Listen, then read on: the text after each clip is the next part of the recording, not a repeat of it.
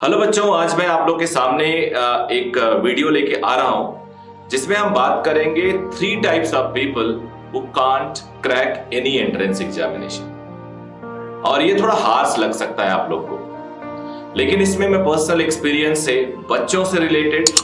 Basically entrance examination तो maximum age 40 तक भी दिया जाता है, उसके बाद भी एजुकेशन में 45 ईयर्स ऑफ एज तक, कई कई केसेस में 50 ईयर्स भी होता है। लेकिन ज्यादातर हम लोग बात करेंगे एंट्रेंस एग्जामिनेशन, जो बड़े एग्जामिनेशन है लाइक जेई, नीट, यूपीएससी या इसी से रिलेटेड कोई एग्जामिनेशन। तो जो ये पॉइंट 3 तरह के लोग हैं, वो कौन से लोग हैं, आप क्या उसमें से हो या नहीं, बहुत सारे पॉइंट्स आज हम डिस्कस करेंगे। अगर आपका कोई भी पॉइंट मैच करता है तो कोशिश करो उससे दूर होने की, बिकॉज ये ओपन है। मैं जो बताने वाला हूं कोई बायसिंग नहीं है।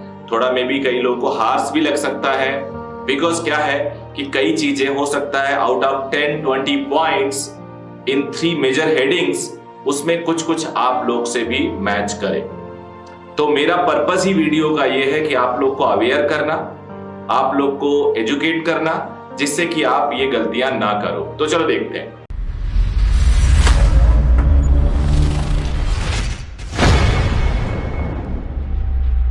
तो अब मैं बात करने वाला हूं 3 तरह के ऐसे लोग जिनमें वो 3 कमियां अगर हैं तो उनका कोई भी कॉम्पिटिटिव एग्जाम क्रैक करना बहुत मुश्किल होगा। सो पहला है blaming to the system. Blaming to the system ये बहुत ही कॉमन जो पॉइंट्स है नेगेटिव लोगों में आती है। हमें पता है कि हमारा सिस्टम परफेक्ट नहीं है और कोई भी सिस्टम परफेक्ट नहीं हो सकता। हो सकता है हमारा सिस्टम बहुत बुरा हो, लेकिन इतना भी बुरा नहीं है। इसी सिस्टम से बहुत सारे अच्छे लोग, अचीवर्स निकल रहे हैं। जैसे कई लोग ऐसे जो इस पॉइंट को मानने वाले लोग हैं, उनमें कॉमन क्या स्टेटमेंट्स देते हैं वो लोग। कोई कहीं कहेगा हमारा एजुकेशन सिस्टम खराब है, विदेश का देखो वहां बहुत बढ़िया है, हम बड़े बैकवर्ड हैं, सारे नेता और ऑफिसर्स चोर हैं, इतना रिजर्वेशन है हमारे लिए तो सीटें कहां से मिलेंगी।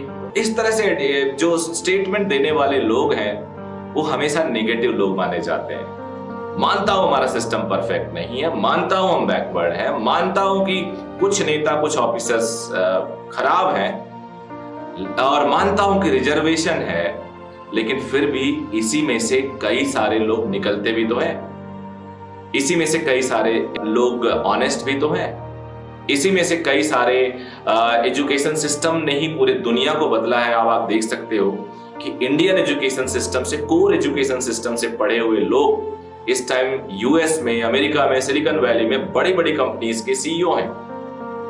तो केवल ब्लेम गेम से नहीं चलेगा, और ऐसे जितने भी लोग होते हैं, मेरा पर्सनल एक्सपीरियंस है कि ऐसे लोग सक्सेसफुल नहीं हो सकते, कोई बड़ा एंट्रेंस एग्जामिनेशन नहीं क्रैक कर सकते, क्योंकि वो पहले से ही ब्लेम गेम में होते हैं। दूसरा एक पॉइंट जो है सबसे इंटरेस्टिंग है कि ये स्टूडेंट्स में मैं देखता हूं खास तौर पे, और ये ज्यादातर जेई और नीट एग्जामिनेशन लेवल तक 17-18 साल 20 साल तक के बच्चों में देखा जाता है। एक बड़ा कॉमन टर्म है, मैं डिमोरलाइज्ड हो गया हूं। अब इसके क्या क्या रीजंस वो देते हैं या होता है। भाई आप 4 सब्जेक्ट पढ़ रहे हो, एक सब्जेक्ट नहीं आया तो आप डिमोरलाइज्ड हो गए, 1-2 टेस्ट में आपके नंबर नहीं आए तो आप डिमोरलाइज्ड हो गए, हर मॉक टेस्ट में आपने चीट किया। प्लीज डोंट माइंड, ये फैक्ट है, एकदम एक्सपीरियंस से बोल रहा हूं, सच है। पेरेंट्स अगर इस बात को सुन रहे होंगे तो मैं बता रहा हूं कि ये सच है। हर मॉक टेस्ट में आपने चीट किया, फिर एक जेन्युइन टेस्ट टफ, मतलब इन्विजिलेटर बहुत टफली आपको चेक कर लिया, आप कुछ नहीं कर पाए, नंबर खराब हो गए, तो पेरेंट्स के सामने आप, टीचर्स के सामने डिमोरलाइज्ड अपने आप को रिप्रेजेंट कर रहे हो। बार बार आप गोल चेंज करते रहते हो, फिर सक्सेस नहीं मिलता, आप डिमोरलाइज्ड हो जाते हो। हर किसी से जो भी आपसे मिलता, हर टीचर, हर सब्जेक्ट के टीचर, हर काउंसलर, सबसे पूछते रहते हो भाई तैयारी कैसे करें, कितने घंटे पढ़ें, कौन सा टॉपिक ज्यादा इंपॉर्टेंट है, कौन सा सब्जेक्ट ज्यादा इंपॉर्टेंट है, जबकि सारी सूचना आपको आज फिंगर टिप पे है। You can explore it, because हर बंदा एक अलग बंदा होता है, वो कितना पढ़ता है, कितना नहीं पढ़ना चाहिए, उसको कितने घंटे पढ़ना चाहिए, सुबह उठ के पढ़ना चाहिए, शाम को पढ़ना चाहिए, एकदम अलग अलग है। ये डिपेंड ही नहीं करता किसी पे, मतलब कोई काउंसलर बेस्ट बता ही नहीं सकता। एक कोई रूटीन फॉलो करो, एक काउंसलर को आइडियलाइज करो, उनकी बात को काफी हद तक अगर आपको सूट करता है तो फॉलो करो, लेकिन 10 जगह बात करना बिल्कुल सही नहीं है। सिमिलरली किसी एक सब्जेक्ट में, मान लो तुम physics, chemistry, botany, zoology, biology की तैयारी कर रहे हो या फिजिक्स, केमिस्ट्री, मैथमेटिक्स, नीट की तैयारी कर रहे हो, एक सब्जेक्ट रिलेटिवली आपको कम समझ में आ रहा है या टीचर का पढ़ाया कम समझ में आ रहा है, you can't blame the whole system. आप ऐसा कर ही नहीं सकते, बिकॉज आप पूरे 720 नंबर में, अगर सपोज करो नीट की मैं बात कर रहा हूं, 180 मार्क्स फिजिक्स में हैं, तो रिमेनिंग जो मार्क्स हैं, रिमेनिंग मार्क्स 540 मार्क्स, उसमें तो बेस्ट करके दे दो, उसमें 500 नंबर लाके दे दो, 520 लाके दे दो, इसमें मैं 90 आने पे मान लूंगा भाई आपकी टेंशन है, क्योंकि आप तो परफेक्शनिस्ट हो। ये सारे ब्लेम गेम होते हैं। थोड़ा हास लगेगा, लेकिन मैं अभी किसी को ऐसा पॉइंट नहीं कर रहा हूं, क्योंकि ये पॉइंट, छोटे छोटे मिस्टेक्स, छोटे छोटे पॉइंट्स आपके अंदर अगर हैं तो प्लीज आप उनको इंप्रूव कर लो फॉर द ग्रेटेस्ट सक्सेस। क्योंकि मैं जो बता रहा हूं वो नेचुरली अपने एक्सपीरियंस से बता रहा हूं। हर साल मैं हजारों बच्चों को देखता हूं और वो एक्सपीरियंस मैं चाहता हूं कोई रिपीट ना करे, क्योंकि कोई भी चीज मैं बोलूंगा तो नेचुरली वो ट्रस्टेड चीज बोलूंगा, क्योंकि मुझे पता है आप सब स्मार्ट लोग हो, आप इसको रेट करोगे, जज करोगे। और एकदम फैक्ट, ये सारे पॉइंट्स मैं आपको बता रहा हूं। ऐसे लोग क्या करते हैं एग्जामिनेशन में जब आप जाते हो तो एग्जामिनेशन में जाने के बाद आपका पेपर सही नहीं हुआ क्योंकि पूरे साल आपने चीटिंग वोटिंग कर ली, फिर वहां पे आप जब पेपर खराब हो गया, नंबर खराब हो गया, तो आप आए, अपने आप को कमरे में बंद कर लिए, रोना धोना शुरू कर लिया। और रोना धोना जब शुरू कर लिया तो बताया कि 50th क्वेश्चन का हमने गोला सर्कल 51 पे भर दिया, 51 का 52 पे, 52 का 53 पे, इस तरह से गलती हो गई, और भी बहुत सारी बातें।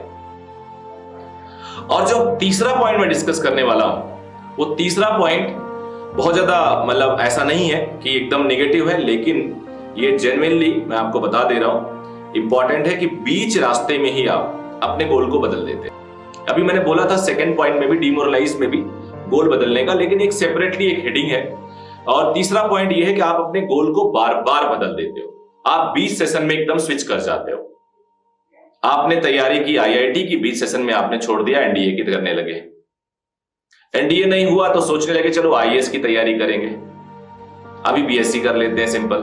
अरे भाई, आपने जेई क्रैक नहीं की बिकॉज यू आर देयर, आपने एनडीए में पूरी ताकत लगा दी, कोचिंग भी 2-3 महीने ज्वाइन की, यू आर नॉट क्वालिफाइड। आप किस हिम्मत से आईएएस की तैयारी करोगे? आपने कहीं तो अपनी दिखाया नहीं अपने आप को। मैं ऐसे बहुत सारे स्टूडेंट को जानता हूं जो शॉर्टर पेन को हटाने के लिए लॉन्गर और बड़ा गोल अपने पेरेंट को दिखा देते हैं, वो शांत हो जाते हैं। मैं कुछ एग्जांपल दे सकता हूं, जैसे एक बच्चा जिसको पेरेंट्स साइंस दिलाना चाहते हैं और वो बच्चा बिल्कुल लापरवाह है, वो कॉमर्स ले लेगा और बोलेगा सीए करूंगा पापा, उसमें बहुत पैसे हैं, बहुत कम लोग सीए होते हैं, आईआईटीएन और ये जो ज्यादा होते हैं, सीए बहुत कम मिलते हैं। पेरेंट को भी लगता है हाँ यार कॉमर्स ले लेने तो इसे, सीए करेगा, सीए बड़ी बात है। लेकिन उस बच्चे ने पोस्टपोन कर दी अपनी सक्सेस, अपनी प्रिपरेशन, अपनी एक्सपेक्टेशन, पेरेंट्स की एक्सपेक्टेशन। अब वो एंजॉय करेगा 4-6 साल। सिमिलरली ऐसा एक बच्चा हमारे यहां मान लो आता है 11वीं क्लास में और वो तैयारी करता है, लेकिन सडनली वो बोलने लगता है आईआईटी मुझे कोई इंटरेस्ट नहीं, मेडिकल में मुझे कोई इंटरेस्ट नहीं, मैं आईएएस बनना चाहता हूं या बनना चाहती हूं। अरे भाई, आप स्ट्रगल कर रहे हो, 11वीं में पास नहीं हो रहे हो, हाफ ईयरली में फेल हो गए, क्यों? क्योंकि आपने बोला घर पे मुझे आईआईटी में इंटरेस्ट नहीं, मुझे मेडिकल में इंटरेस्ट नहीं, इसलिए पढ़ाई नहीं। बट साइंस मैथ्स तो सब सेम होती है, बेसिक तो आपको क्लियर करना चाहिए, कुछ तो दिखाओ आप। हाउ कैन यू से कि मैं आईएएस बन जाऊंगा? छोटा एग्जाम है क्या? तो ऐसे जो लोग बीच बीच में स्विचिंग करते रहते हैं, स्विचिंग ऑफ टारगेट्स, पेरेंट्स को झूठ बोलना, ये लोग सक्सेसफुल नहीं होते। तो 3 पॉइंट याद रखना, ब्लेमिंग टू द सिस्टम बिल्कुल मत करो, ठीक है आप कुछ बन के उसको सुधारो, डिमोरलाइज होने की छोटी छोटी बातों पे नहीं होना चाहिए, और अपने गोल को फोकस्ड रहो, फोकस्ड रहना और स्टेप में सक्सेस को लो। सक्सेस कभी भी पोस्टपोन नहीं की जाती, सक्सेस को स्टेप में लिया जाता है। अगर आप ऐसा करते हो तो आई होप आप बहुत जल्दी सक्सेस ले सकते हो। So all the very best. अगर आपको अच्छा लगा हो तो जरूर बताना। Thank you very much.